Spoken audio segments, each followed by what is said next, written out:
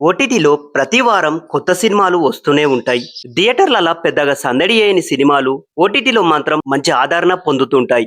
అలాంటి చిత్రాల్లో తాజాగా తెలుగు డబ్బింగ్ రూపంలో జీ5 ఓటీటీలోకి వచ్చిన తమిళ cinema 'Parimal and co' poster చూస్తే ఫ్యామిలీ కామెడీలా కనిపిస్తుంది. ఇందులో కామెడీతో పాటు కొన్ని సస్పెన్స్, క్రైమ్ థ్రిల్లర్ అంశాలు కూడా ఉన్నాయి. ఈ సినిమా నిజంగానే టైంపాస్ ఎంటర్టైనర్ గా నిలిచిందా, ప్రేక్షకులని నిరాశపరిచిందా? ఇప్పుడు ఒకసారి మనం తెలుసుకుందాం.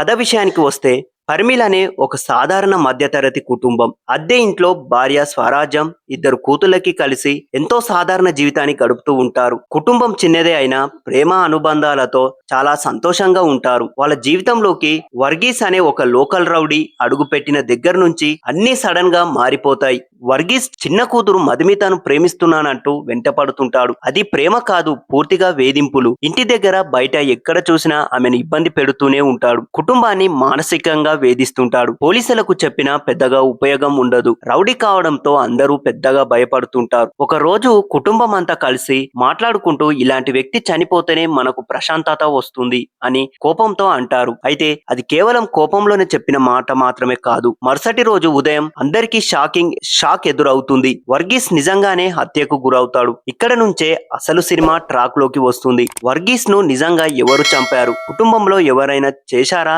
లేక ఇంకెవరైనా చేసి అతనిపై పగతో హత్య చేశారా అనే ప్రశ్నతో కథ ముందుకు సాగుతుంది. దర్శకుడు మొదటి అరగంటను చాలా వేగంగా నడిపించాడు. పాత్రల పరిచయం, కుటుంబ పరిస్థితి, విలన్ ప్రవర్తన ఇవన్నీ చాలా సహజంగా చూపించారు. దీంతో ప్రేక్షకుడు కథల్లోకి సులభంగా వెళ్లిపోతాడు. హత్య జరిగిన తర్వాత మాత్రం సినిమా పూర్తిగా మిస్టరీస్ గా మారుతుంది. ఒక్కో సీన్ లో ఒక్కో వ్యక్తిపై అనుభవం వచ్చేలా కథను రాసుకున్నారు. ఒకసారి పరిమిల్ చెప్పినట్టుగా అనిపిస్తుంది, ఇంకోసారి అతని భార్య అనుమానం వస్తుంది. ఆ తర్వాత పెద్ద కూతురు, చిన్న కూతురు, చివరకు పరిమిల్ తమ్ముడు, బావమరిది వరకు అందరూ అనుమానితుల్లా కనిపిస్తారు. ఈ విధంగా ప్రేక్షకుడు చివరి వరకు అసలు హంతకుడు ఎవరో ఊహించలేని విధంగా ఈ సినిమా కథను ముందుకు తీసుకెళ్లడం దర్శకుడి బలంగా చెప్పుకోవచ్చు. అయితే కథలో ఉన్న ఈ బలం మాత్రం స్క్రీన్ ప్లే లో మాత్రం అంతగా కనిపించదు. ఎందుకంటే ఇంటర్వెల్ తర్వాత కొంతగా సినిమా నెమ్మదిస్తుంది. దర్యాప్తు చేస్తున్న సిఐ ఏడుకొండలు పాత్ర చుట్టూ చాలా సీన్లు తిరుగుతాయి. అతను కేసును వెంటనే ఛేదించకుండా ఎందుకు ఆలస్యం చేస్తున్నాడో మొదట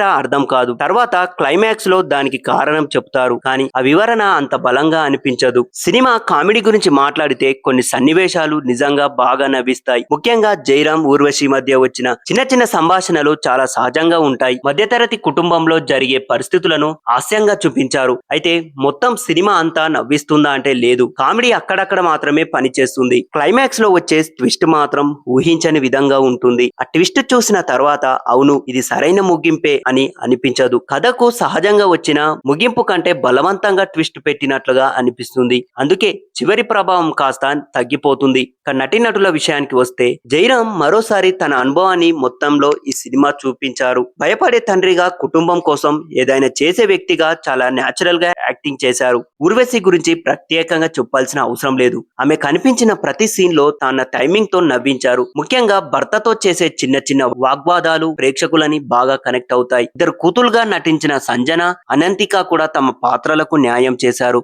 ముఖ్యంగా చిన్న కూతురు పాత్రలో కనిపించిన అమాయకత్వం బాగా ఆకట్టుకుంటుంది. విలన్ వర్గీస్ గా షాండి మాస్టర్ మంచి పర్ఫార్మెన్స్ ఇచ్చాడు. అతనిని చూస్తే నిజంగానే ప్రేక్షకులకు కోపం వచ్చేలా పాత్రను డిజైన్ చేశారు.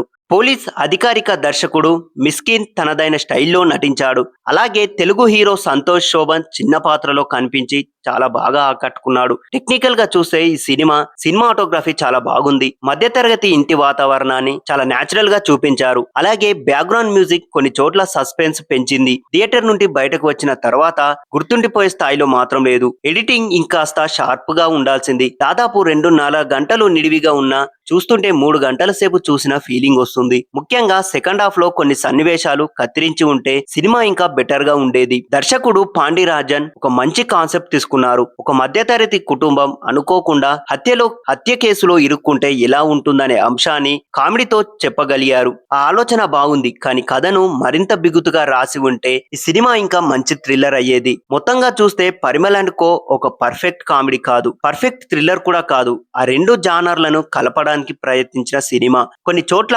నవ్విస్తుంది, కొన్ని చోట్ల ఆసక్తిని కలిగిస్తుంది. సెకండ్ హాఫ్ నెమ్మదిగా సాగడం, క్లైమాక్స్ ట్విస్ట్ అంత కన్విన్స్ చేయకపోవడంపై కథ అంతా అసంతృప్తి ఇవ్వదు. అయితే సినిమాలో కొన్ని అసభ్యకరమైన సన్నివేశాలు లేకపోవడం, కుటుంబంతో కలిసి హాయిగా చూడగలిగే కంటెంట్ ఉండడం వల్ల ఈ సినిమాకు పెద్ద ప్లస్ అయింది. వీకెండ్ లో పెద్ద అంచనాలు లేకున్నా టైంపాస్ కోసం ఈ సినిమాని ఓటీటీలో చూడొచ్చు. ఓ లైట్ కామెడీ థ్రిల్లర్ చూడాలనుకునే వారికి మాత్రం ఈ సినిమా ఒకసారి ట్రై చేయవచ్చు.